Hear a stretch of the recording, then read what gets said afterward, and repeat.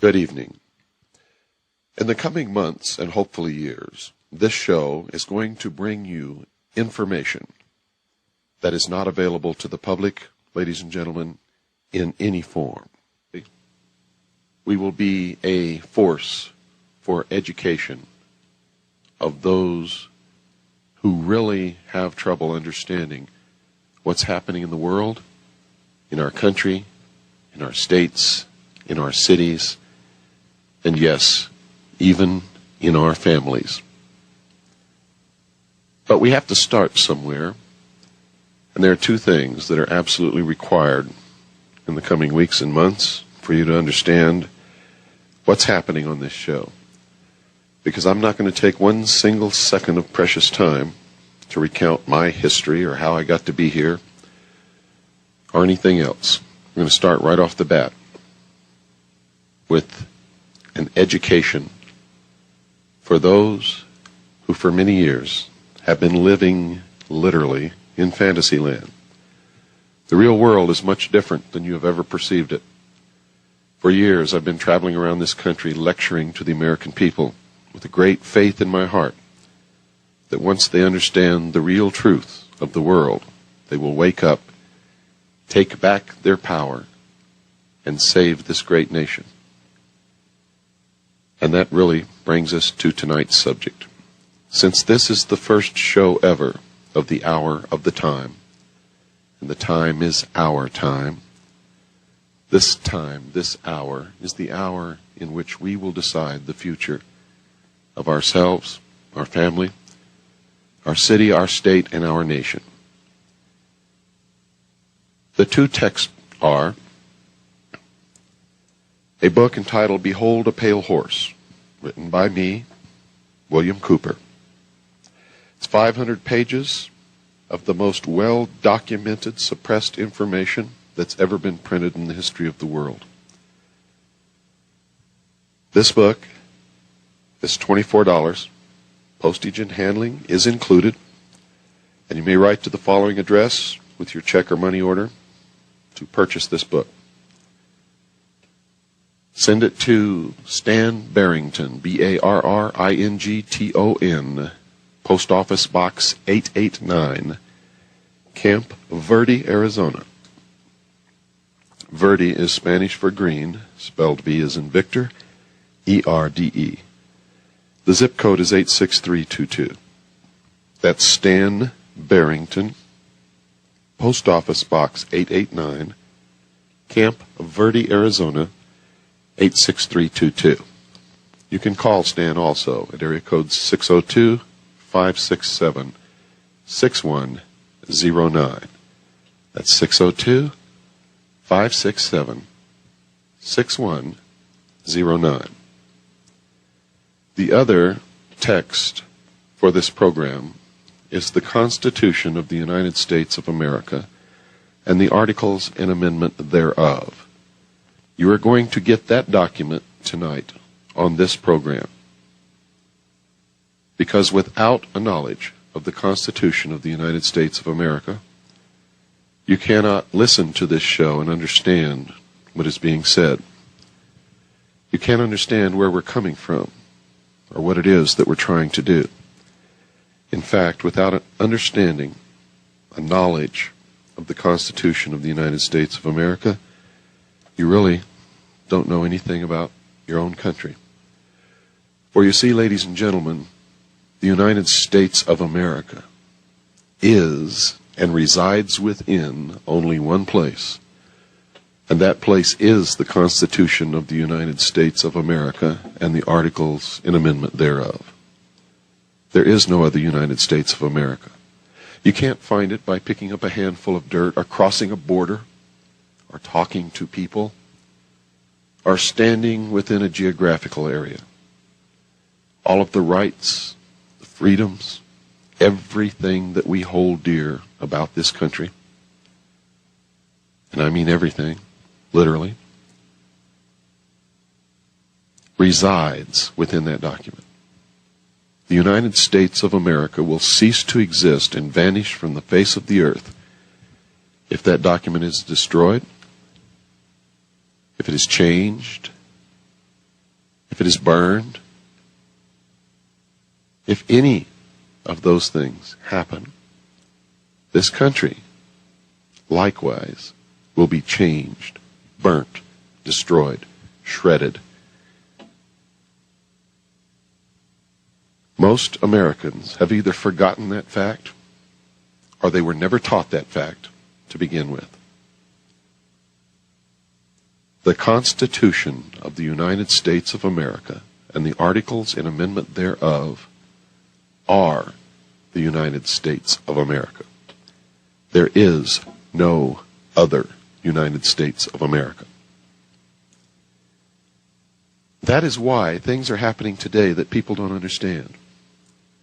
Everywhere I go throughout this great nation, people approach me and say, "Bill, I know something is wrong. I can feel it in my gut. I don't know what it is. Bill, please tell me what is wrong." And the first question I always ask them is, do you own a copy of the Constitution of the United States of America? And I have to tell you, folks, 9 out of 10 replies are in the negative. In other words, no, they don't own one. On many instances, when I am attacked because of my political views, I always ask the question of the person who's doing the attacking, because they don't understand who they are or what I'm all about, because I only have one political viewpoint, and that is constitutional. I love this country, and this country is the Constitution. And I have sworn to protect and defend the Constitution against all enemies, foreign and domestic. And I did that when I went into the service of my country in both the United States Air Force and the Strategic Air Command, and in the United States Navy, where I served with the Office of Naval Intelligence. I always look at these people who don't seem to understand. They think that if you love the Constitution, that you're a right-wing extremist. In reality, folks, if you love the Constitution, you are an American, and you're the only American. People who don't understand that don't even know what country they live in. And all you have to do to expose them is ask, tell me, what does the 3rd article of the Constitution of the United States of America say? I've never had an answer yet. You can ask them any article. And in a recent poll of all those asked, if they knew what the Bill of Rights was, only 33% of all those polled could answer correctly. That is the reason, ladies and gentlemen, that our country is in serious trouble today. That is the reason that everyone feels in their gut that something is wrong, but they don't know what it is. Because if you don't know what your rights are, if you don't know what your country is, if you don't understand the Constitution and know it well, backwards and forwards, inside and out, and it's a short document, folks. It's a very short document. It's easy to learn. But if you don't know those things, then it is easy for your freedoms to be taken away, for your country to be changed in a direction that makes no sense to you, for you to lose your protection under the law, for you to end up in court thinking that you're in a constitutional court, but ultimately finding out that you are in an admiralty court and you have no constitutional rights in that court. All of these things are happening in America today. All of them and more. Fact. The 4th article and amendment to the Constitution, one of our primary rights under the Bill of Rights, under the first 10 amendments, for all intents and purposes is gone. And you all have watched it happen right under your noses on programs like Cops, Top Cops, Detective Cops, 911 Cops, Lady Cops, SWAT Cops, Cop Cops, Grandma Cops. And you haven't said a thing about it. On the contrary, I have watched entire living rooms, couches full of people, families, applaud these wrongs in the name of getting the crime and drugs off the streets. You see, those of us who have served in the intelligence community know where the drugs come from and what they're all about. We also know what it was designed to do. The war on drugs is not a war on drugs, ladies and gentlemen. It's a war upon the Constitution of the United States of America.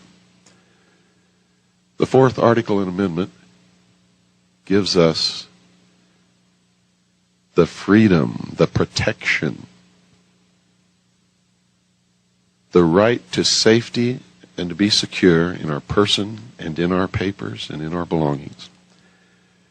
And it guarantees that no cop from any precinct or any ward or any police station can just come in off the street, bash down our door, rip open our mattresses, search our person and our closets, tear up our floorboards, just because he doesn't like us. No, the Constitution specifically states, as you will hear, that there must be a warrant issued. It must be signed by a judge. And it must be issued upon probable cause. It must name the exact location to be searched and the exact articles to be seized.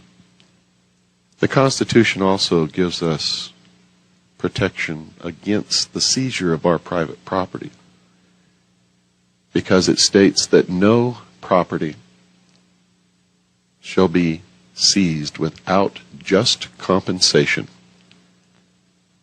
However, every Friday and Saturday night, you all sit there in your chairs and you watch all of these things being violated. Police breaking down doors without identifying themselves. They rush in, they rip the house apart, they search everything. It's against the Constitution, the basic rights, freedoms guaranteed to us in this country. The reason why you allow it to happen and you cheer them on is because they're doing it to minorities, blacks, what some people would call poor white trash, minorities, Haitians, Puerto Ricans, Hispanics. And because you're basically racist at heart, you say, get those suckers, throw them in jail. What you don't understand, though, is when you take away the rights of any single one of us, any one citizen in this entire country, you have taken the rights of all. And by your passive acceptance, after you have been shown what is happening, you establish the law again in the common law that you no longer have those rights. That is a legal fact, ladies and gentlemen. If you do not stand up and claim your rights the moment you see them violated, it can be construed in law that you no longer are entitled to those rights. That's the reason they're showing you on television constantly, so that they will have a legal case to say that the American people accepted it. And by their passive acceptance, they have, in effect, changed the law and have no rights. Wake up. Please wake up. There are those who want to take it all away from us. And they want to establish what they call a new world order. A one-world, totalitarian, socialist government wherein each of us will be controlled on a 24-hour-a-day basis and will, in fact, be chained to a computer in a system of cashless debt which will be more cruel than any prison that has ever been built. But that's a subject for another program. Tonight, as I promised you earlier, I'm going to give you something. Something many of you have never had. something that you felt was missing in your life, and that is a reason to live. A reason to keep going no matter what, a reason to fight, a reason to do anything that you need to do. Hope, the understanding of what you are and what your roots are and what this country is all about. I give you, ladies and gentlemen, now your country. This is your country. Record it, listen to it, play it over and over again.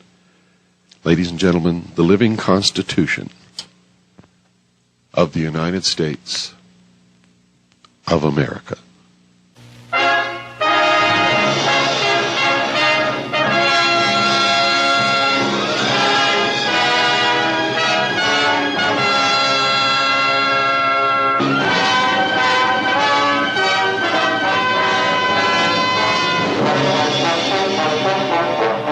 To carry on the War of Independence, and hence to secure their unalienable rights to life, liberty, and the pursuit of happiness, the 13 American colonies banded together in 1776 as the United States of America.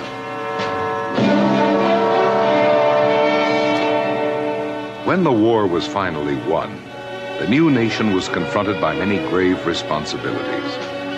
And it was soon realized that a strong federal government was needed to represent the mutual interests of the states and protect the rights of individual citizens. In 1787, delegates from the states met in Philadelphia to draw up a constitution adequate to the needs of the Union. The 55 delegates included such men as Benjamin Franklin, James Madison, Alexander Hamilton, and George Washington. It took them 4 full months to complete their task. Yet, in retrospect, that was a remarkably short time. For what these dedicated, far-sighted men achieved was nothing less than a permanent framework of government, a unique pattern for a democratic way of life. From that long-ago day to this, the Constitution of the United States has been the living heart and spirit of our nation. Abridged and amended from time to time according to the will of the people, its broad concepts ever subject to interpretation in the light of changing conditions. This great document is today, as it was in 1787, mankind's most inspired design for the self-government of a free people.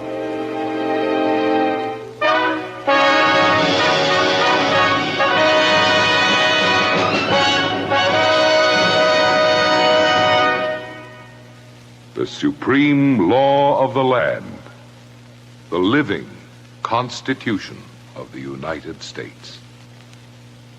We, the people of the United States, in order to form a more perfect union, establish justice, ensure domestic tranquility, provide for the common defense, promote the general welfare, and secure the blessings of liberty to ourselves and our posterity, do ordain and establish this Constitution for the United States of America. The first 3 articles of the Constitution provide for the 3 branches of the federal government: legislative, executive, and judicial. Article 1. All legislative powers herein granted shall be vested in a Congress of the United States, which shall consist of a Senate and House of Representatives. The House of Representatives shall be composed of members chosen every 2nd year by the people of the several states. No person shall be a representative who shall not have attained to the age of 25 years and been 7 years a citizen of the United States, and who shall not, when elected, be an inhabitant of that state in which he shall be chosen. Representatives shall be apportioned among the several states which may be included within this union, according to their respective numbers. When vacancies happen in the representation from any state, the executive authority thereof shall issue writs of election to fill such vacancies. The House of Representatives shall choose their Speaker and other officers, and shall have the sole power of impeachment. The Senate of the United States shall be composed of 2 senators from each state, chosen for 6 years, and each senator shall have 1 vote. No person shall be a senator who shall not have attained to the age of 30 years and been 9 years a citizen of the United States, and who shall not, when elected, be an inhabitant of that state for which he shall be chosen. The Vice President of the United States shall be President of the Senate, but shall have no vote unless they be equally divided. The Senate shall choose their other officers, and also a President pro tempore in the absence of the Vice President, or when he shall exercise the office of President of the United States. The Senate shall have the sole power to try all impeachments. When sitting for that purpose, they shall be on oath or affirmation. When the President of the United States is tried, the Chief Justice shall preside. And no person shall be convicted without the concurrence of 2/3 of the members present. Judgment in cases of impeachment shall not extend further than to removal from office and disqualification to hold and enjoy any office of honor, trust, or profit under the United States. But the party convicted shall nevertheless be liable and subject to indictment, trial, judgment, and punishment according to law. The times, places, and manner of holding elections for senators and representatives shall be prescribed in each state by the legislature thereof. But the Congress may at any time, by law, make or alter such regulations, except as to the places of choosing senators. Each House shall be the judge of the elections, returns, and qualifications of its own members. Each House may determine the rules of its proceedings, punish its members for disorderly behavior, and with the concurrence of 2/3, expel a member. Each House shall keep a journal of its proceedings, and from time to time publish the same, excepting such parts as may in their judgment require secrecy. And the yeas and nays of the members of either House on any question shall, at the desire of 1/5 of those present, be entered on the journal. Neither House during the session of Congress shall, without the consent of the other, adjourn for more than 3 days, nor to any other place than that in which the 2 houses shall be sitting. The senators and representatives shall receive a compensation for their services, to be ascertained by law and paid out of the Treasury of the United States. They shall, in all cases except treason, felony, and breach of the peace, be privileged from arrest during their attendance at the session of their respective houses, and in going to and returning from the same. And for any speech or debate in either house, they shall not be questioned in any other place. All bills for raising revenue shall originate in the House of Representatives. But the Senate may propose or concur with amendments as on other bills. Every bill which shall have passed the House of Representatives and the Senate shall, before it become a law, be presented to the President of the United States. If he approve, he shall sign it. But if not, he shall return it with his objections to that House in which it shall have originated, who shall enter the objections on their journal and proceed to reconsider it. If after such reconsideration 2/3 of that House shall agree to pass the bill, it shall be sent together with the objections to the other House, by which it shall likewise be reconsidered. And if approved by 2/3 of that House, it shall become a law. But in all such cases, the names of the persons voting for and against the bill shall be entered on the journal of each House respectively. If any bill shall not be returned by the President within 10 days, Sundays excepted, it shall be a law, in like manner as if he had signed it, unless the Congress by their adjournment prevent its return, in which case it shall not be a law.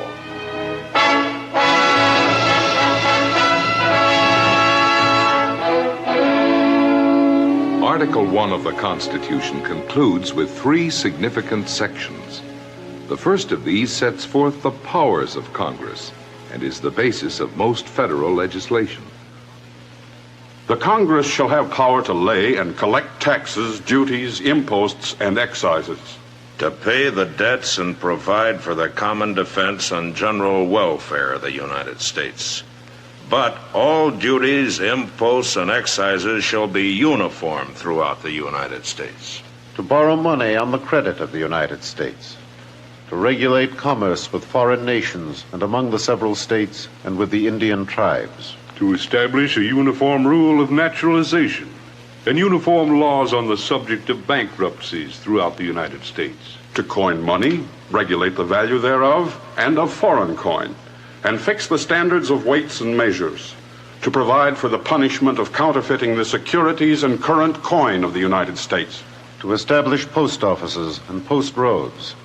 To promote the progress of science and useful arts by securing for limited time to authors and inventors the exclusive right to their respective writings and discoveries. To constitute tribunals inferior to the Supreme Court. To define and punish piracies and felonies committed on the high seas and offenses against the law of nations. To declare war. To raise and support armies. But no appropriation of money to that use shall be for a longer term than 2 years. To provide and maintain a navy. To make rules for the government and regulation of the land and naval forces. To provide for calling forth the militia to execute the laws of the Union, suppress insurrections, and repel invasion. To provide for organizing, arming, and disciplining the militia, and for governing such part of them as may be employed in the service of the United States, reserving to the states, respectively, the appointment of the officers and the authority of training the militia according to the discipline prescribed by Congress. To exercise exclusive legislation over such district as may become the seat of the government of the United States, and to exercise like authority over all places purchased by the consent of the legislature of the state in which the same shall be, for the erection of forts and other needful buildings. And to make all laws which shall be necessary and proper for carrying into execution the foregoing powers, and all other powers vested by this Constitution in the government of the United States, or in any department or officer thereof. Having granted these powers to the federal government, the Constitution next imposes limitations to protect certain fundamental rights of the people. The privilege of the right of habeas corpus shall not be suspended, unless when in cases of rebellion or invasion the public safety may require it. No bill of attainder or ex post facto law shall be passed. No capitation or other direct tax shall be laid unless in proportion to the census. No tax or duty shall be laid on articles exported from any state. No preference shall be given by any regulation of commerce or revenue to the ports of one state over those of another, nor shall vessels bound to or from one state be obliged to enter, clear, or pay duties in another. No money shall be drawn from the Treasury but in consequence of appropriations made by law, and a regular statement and account of the receipts and expenditures of all public money shall be published from time to time. No title of nobility shall be granted by the United States, and no person holding any office of profit or trust under them shall, without the consent of the Congress, accept any present, emolument, office, or title of any kind whatsoever from any king, prince, or foreign state. The last section imposes limitations on the powers of the states.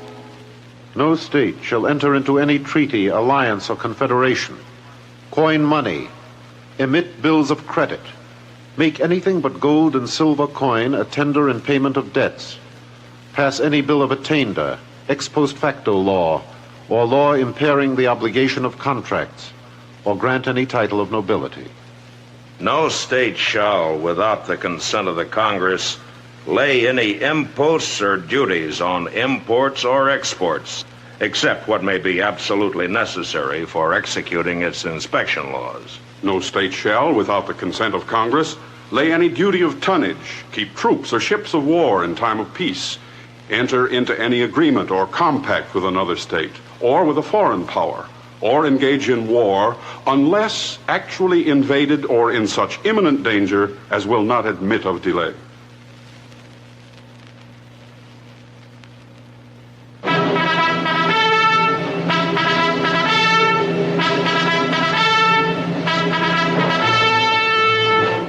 Article 2 provides for the executive branch of the government.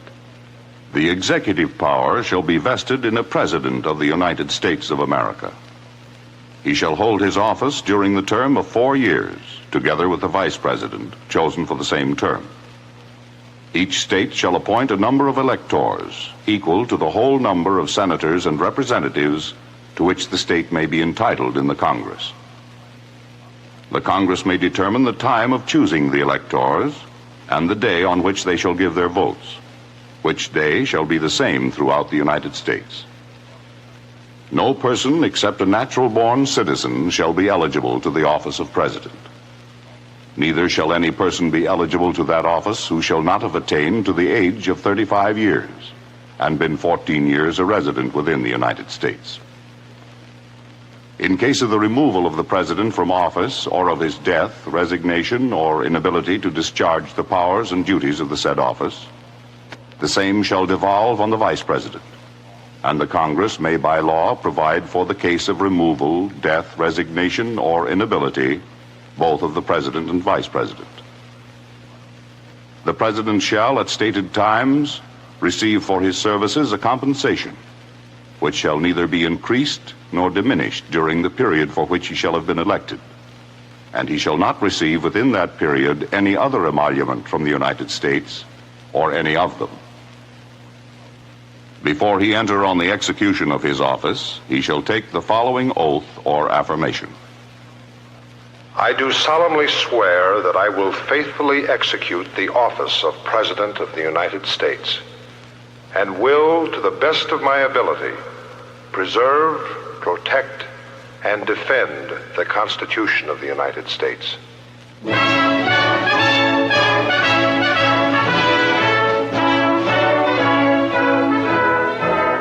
The President shall be Commander-in-Chief of the Army and Navy of the United States and of the militia of the several states when called into the actual service of the United States.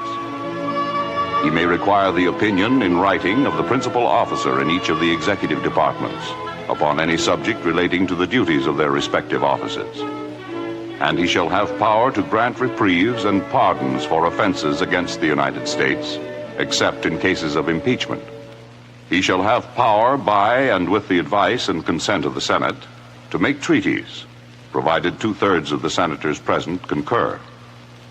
And he shall nominate, and by and with the advice and consent of the Senate, shall appoint ambassadors, other public ministers and consuls, judges of the Supreme Court, and all other officers of the United States, whose appointments are not herein otherwise provided for, and which shall be established by law.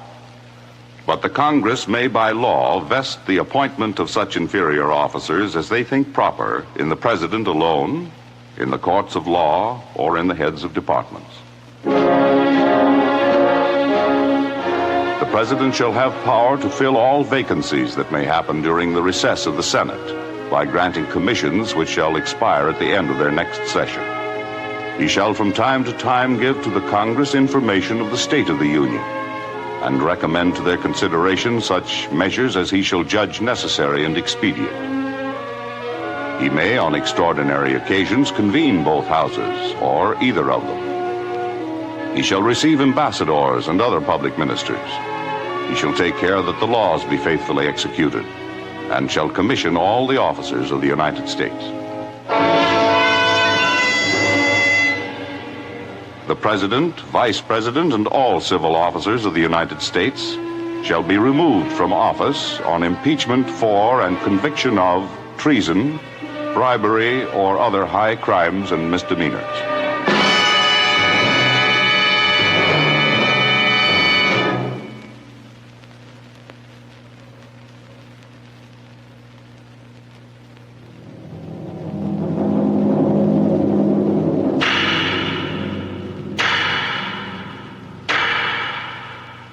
Article 3 provides for the judicial branch of the government.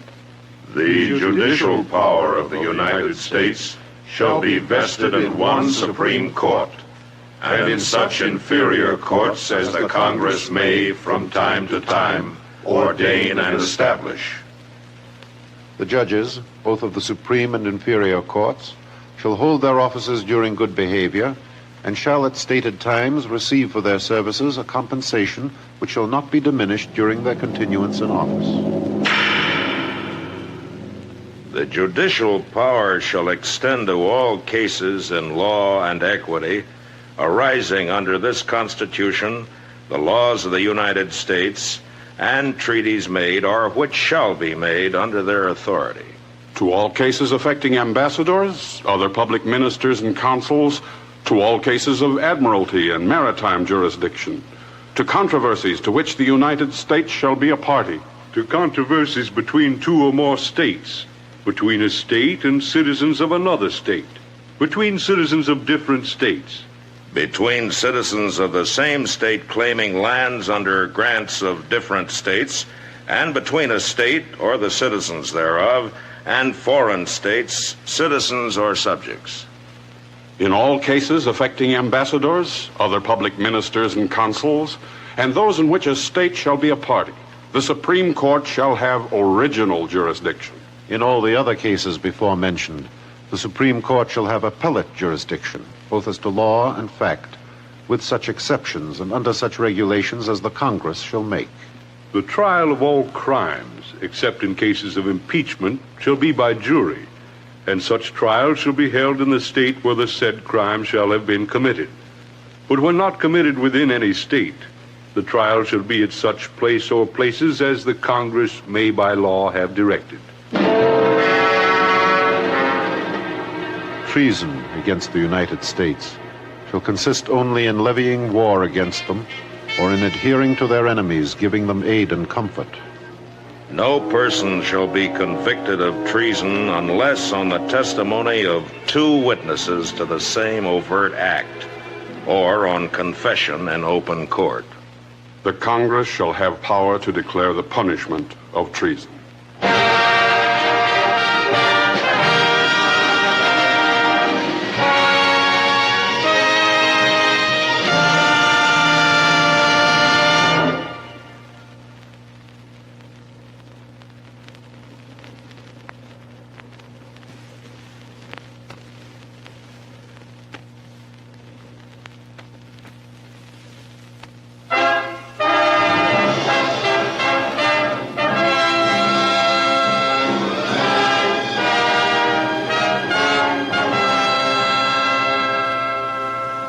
Following the provisions for the three branches of the federal government, the Constitution next establishes the mutual obligations and responsibilities of the states to each other, and the relationship that exists between the states and the federal government, guaranteeing certain rights to the citizens of each state.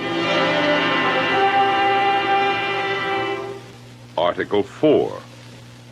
Full faith and credit shall be given in each state to the public acts, records, and judicial proceedings of every other state. And the Congress may, by general laws, prescribe the manner in which such acts, records, and proceedings shall be proved, and the effect thereof. The citizens of each state shall be entitled to all privileges and immunities of citizens in the several states. A person charged in any state with treason, felony, or other crimes, who shall flee from justice and be found in another state, shall, on demand of the executive authority of the state from which he fled, be delivered up, to be removed to the state having jurisdiction of the crime. New states may be admitted by the Congress into this union, but no new state shall be formed or erected within the jurisdiction of any other state, nor any state be formed by the junction of two or more states or parts of states without the consent of the legislature of the states concerned, as well as of the Congress. The Congress shall have power to dispose of and make all needful rules and regulations respecting the territory or other property belonging to the United States. The United States shall guarantee to every state in this union a republican form of government, and shall protect each of them against invasion, and on application of the legislature or of the executive, when the legislature cannot be convened, against domestic violence.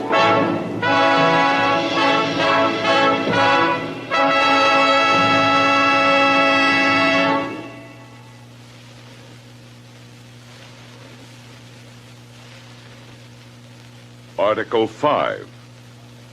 The Congress, whenever 2/3 of both houses shall deem it necessary, shall propose amendments to this Constitution, or on the application of the legislatures of 2/3 of the several states, shall call a convention for proposing amendments, which in either case shall be valid to all intents and purposes as part of this Constitution when ratified by the legislatures of 3/4 of the several states or by conventions in 3/4 thereof, as the one or the other mode of ratification may be proposed by the Congress, provided that no state without its consent shall be deprived of its equal suffrage in the Senate.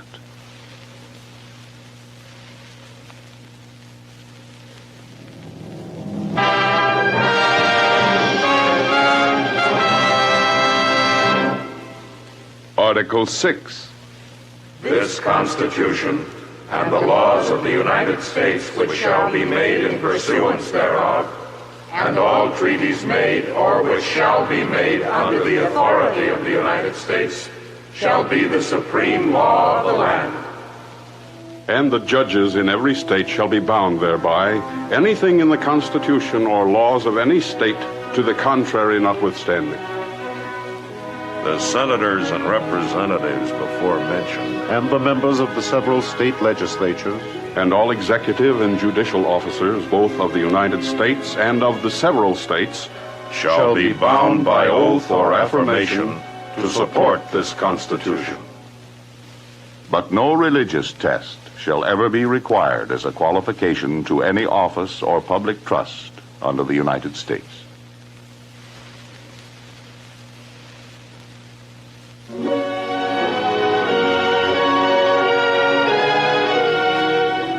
It was a truly inspired design of government that the Convention of 1787 created. And yet, as many of the delegates were aware, it had one basic weakness. The Constitution was not explicit enough about the rights of individuals. Time and again in the state conventions to which the Constitution was submitted for approval, the need for additional safeguards was urged. In the case of several states, ratification of the Constitution resulted only after assurances were given that these safeguards would be provided by early amendment. This was the first order of business of the first session of the first Congress of the United States. In September of 1789, the Congress submitted to the states a group of proposed amendments which would protect and preserve certain fundamental rights of the people against encroachment by the newly created federal government. These proposed additions to the Constitution were known as the Bill of Rights, a name which has lasted through the ages and become a living symbol of democratic free government throughout the world. As ratified by the states, these are the first 10 amendments to the Constitution. Amendment 1. Congress shall make no law respecting an establishment of religion, or prohibiting the free exercise thereof, or abridging the freedom of speech, or of the press, or the right of the people peaceably to assemble and to petition the government for redress of grievances. Amendment 2. A well-regulated militia being necessary to the security of a free state, the right of the people to keep and bear arms shall not be infringed. Amendment 3. no soldier shall, in time of peace, be quartered in any house without the consent of the owner, nor in time of war, but in a manner to be prescribed by law. Amendment 4. the right of the people to be secure in their persons, houses, papers, and effects against unreasonable searches and seizures shall not be violated.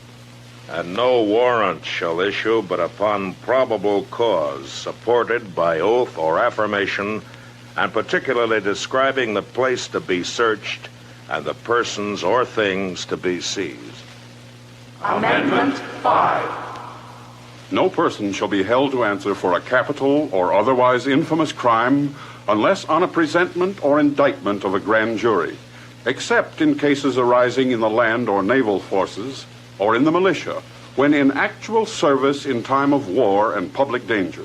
Nor shall any person be subject for the same offense to be twice put in jeopardy of life or limb. Nor shall be compelled in any criminal case to be a witness against himself. Nor be deprived of life, liberty, or property without due process of law. Nor shall private property be taken for public use without just compensation. Amendment 6. In all criminal prosecutions, the accused shall enjoy the right to a speedy and public trial by an impartial jury of the state and district wherein the crime shall have been committed, which districts shall have been previously ascertained by law, and to be informed of the nature and cause of the accusation. To be confronted with the witnesses against him. To have compulsory process for obtaining witnesses in his favor, and to have the assistance of counsel for his defense. Amendment 7. In suits at common law, where the value in controversy shall exceed $20, the right of trial by jury shall be preserved, and no fact tried by a jury shall be otherwise re-examined in any court of the United States than according to the rules of common law. Amendment 8. Excessive bail shall not be required, nor excessive fines imposed, nor cruel and unusual punishments inflicted. Amendment 9.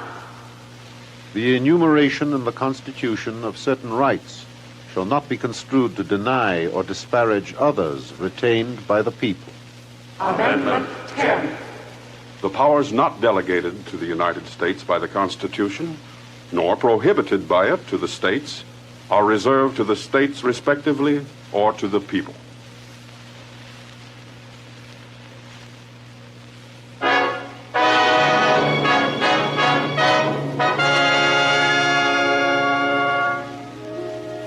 Seven years after the Bill of Rights was added to the Constitution, another amendment was ratified. This limited the powers of the federal courts in dealing with matters primarily of concern to the states. Amendment 11. The judicial power of the United States shall not be construed to extend to any suit in law or equity commenced or prosecuted against one of the United States by citizens of another state, or by citizens or subjects of any foreign state. In 1804, the procedure for election of the president and vice president was clarified by amendment. Amendment 12. The electors shall meet in their respective states and vote by ballot for president and vice president, one of whom at least shall not be an inhabitant of the same state with themselves. And they shall make distinct lists of all persons voted for as president, and of all persons voted for as vice president, and of the number of votes for each, which lists they shall sign and certify, and transmit sealed to the seat of government of the United States, directed to the President of the Senate. The President of the Senate shall, in the presence of the Senate and the House of Representatives, open all the certificates, and the vote shall then be counted. The person having the greatest number of votes for president shall be the president. The person having the greatest number of votes as vice president shall be the vice president. But no person constitutionally ineligible to the office of president shall be eligible to that of vice president of the United States.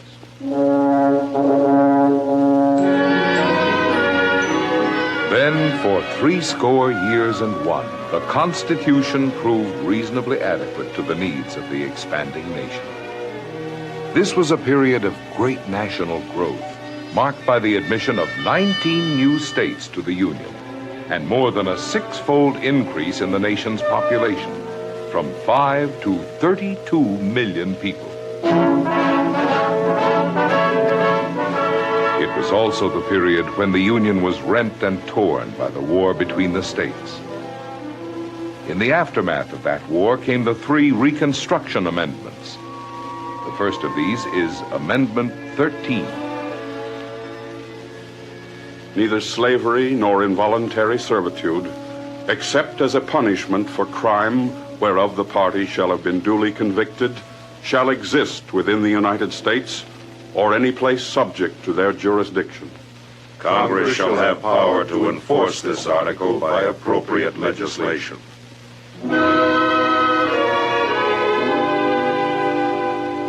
Amendment 14.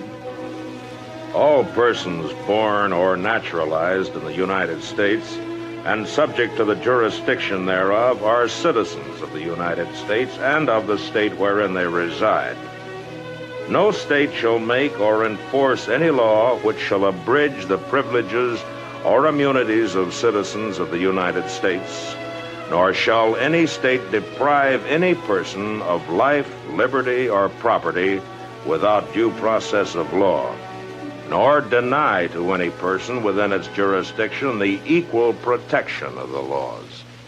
The Congress shall have power to enforce by appropriate legislation the provisions of this article.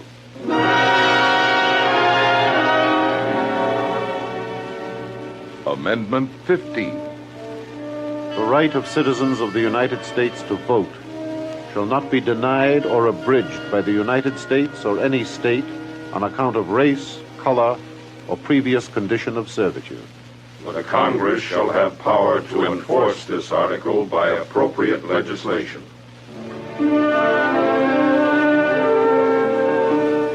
43 years passed, until in 1913 the power of the federal government to tax incomes was assured by Amendment 16. The Congress shall have power to lay and collect taxes on incomes from whatever source derived, without apportionment among the several states, and without regard to any census or enumeration. The same year, a significant and fundamental change was made in the method of selecting senators. They had previously been chosen by the state legislatures. Amendment 17 provides for their direct election by the people. The Senate of the United States shall be composed of 2 senators from each state, elected by the people thereof, for 6 years, and each senator shall have 1 vote. When vacancies happen in the representation of any state in the Senate, the executive authority of such state shall issue writs of election to fill such vacancies, provided that the legislature of any state may empower the executive thereof to make temporary appointments until the people fill the vacancies by election, as the legislature may direct.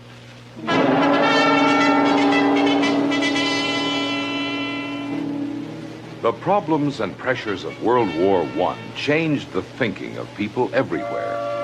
In the United States, 2 controversial amendments to the Constitution were proposed, fervently argued, and ultimately ratified.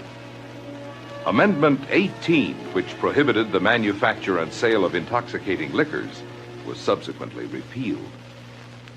Amendment 19. The right of citizens of the United States to vote shall not be denied or abridged by the United States or by any state on account of sex. The Congress shall have power by appropriate legislation to enforce the provisions of this article.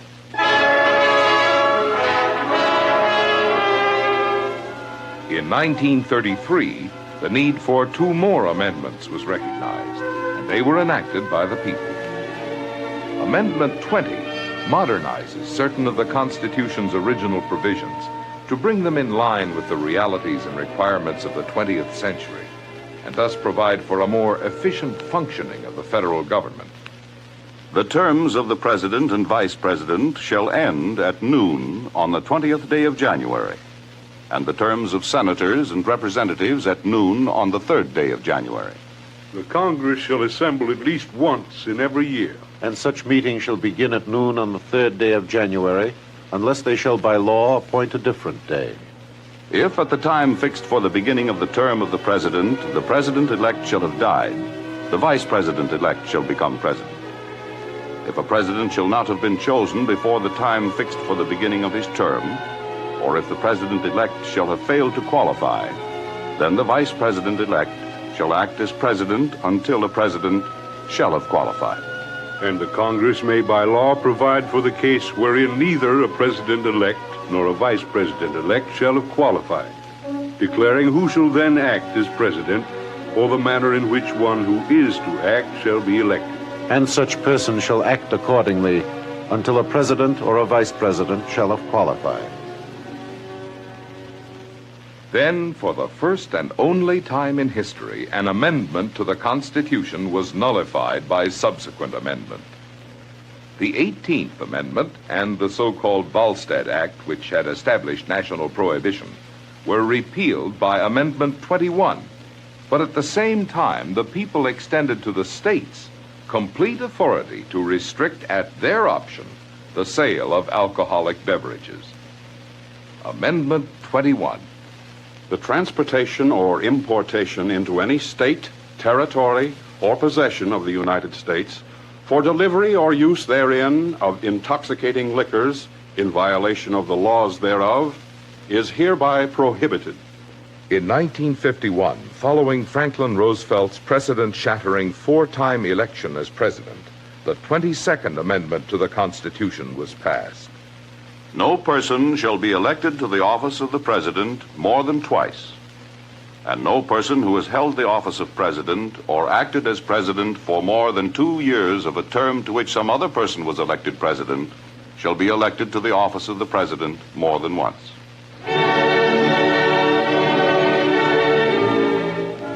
On April 3, 1961, the 23rd, and as of now, the last amendment to the Constitution went into effect, which for the first time authorized residents of the District of Columbia to participate in the election of the President and the Vice President of the United States. The district constituting the seat of government of the United States shall appoint in such manner as the Congress may direct a number of electors of President and Vice President equal to the whole number of senators and representatives in Congress, to which the district would be entitled if it were a state, but in no event more than the least populous state. They shall be in addition to those appointed by the states, but they shall be considered for the purposes of the election of President and Vice President to be electors appointed by a state. And they shall meet in the district and perform such duties as provided by the 12th article of amendment.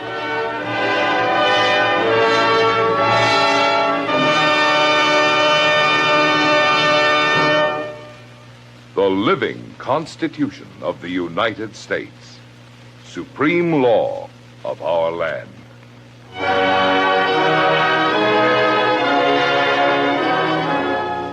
I pledge allegiance to the flag of the United States of America and to the republic for which it stands, one nation, under God, indivisible, with liberty and justice for all.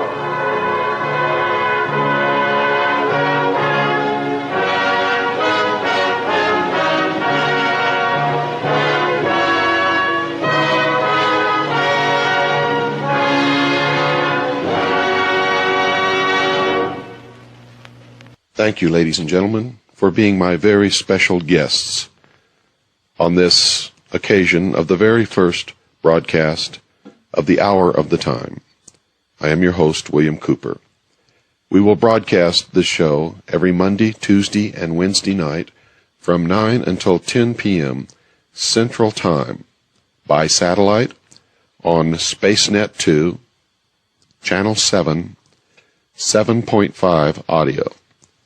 If you would like to inquire about available videotapes, my book, and other information, call Stan Barrington at 602-567-6109. Or write to Stan at Post Office Box 889, Camp Verde, Arizona 86322.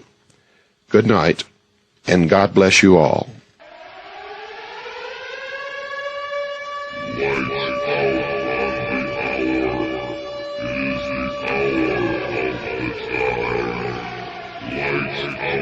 For the purpose of your body.